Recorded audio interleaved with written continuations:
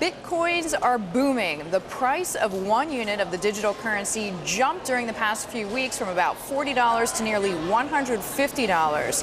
For anyone who's ever suffered the incompetence of a bank or bristled at fees involved in spending money, the promise of Bitcoin is a kind of holy grail of payments.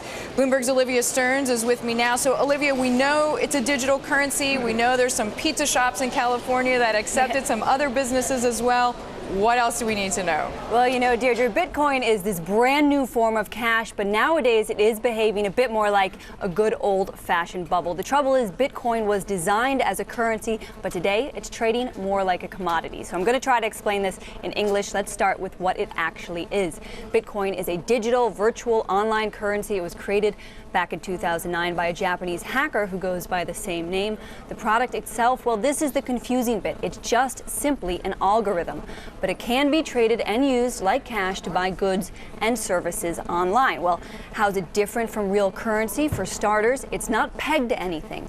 It's also totally unregulated, totally anonymous, and the big kicker, there's no central bank controlling the money supply. So that's why, Deirdre, some say it's a hedge against the entire global currency system. You know, effectively, the value of any currency is tied to your faith in the institution issuing it. So here, there's nothing to trust, no central bank, no in God we trust. You just have to trust the math. And that's why some say this run-up in Bitcoins is a response to this sort of macro environment of hyperactive monetary policy, and in particular, fear of a bank run that we saw grow around Cyprus. So people are losing faith, Deirdre, in hard currencies and traditional banks, and they're looking for a new store of value buying up these Bitcoins. Deirdre? Well, they certainly are. And as you point out, Olivia, it is a lack of confidence in the currencies that we normally use. But as you said, this is based on math. So then there are extra security issues as well in that it can be hacked just as easily as it was created. But I'm just curious, remind us about some of the things. I mean, I referenced the pizza. What else can you buy with Bitcoins? Yes, well, as you and I have been talking about, you can buy everything from a pizza slice to a dozen roses. You're never actually going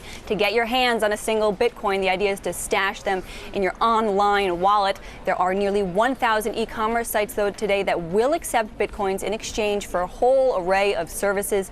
And the number is growing rapidly, even though there is so much volatility around what a Bitcoin is actually worth. The price of one has quadrupled since early March. Will they replace hard currency? Probably not.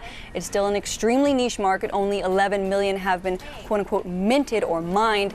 The market cap is still shy of $1 billion, but that is bigger than many expected. So if you're looking for a safe haven, Deirdre, you might want to start considering virtual cash, but many say this is pure speculation and it's likely to pop like a good old-fashioned bubble.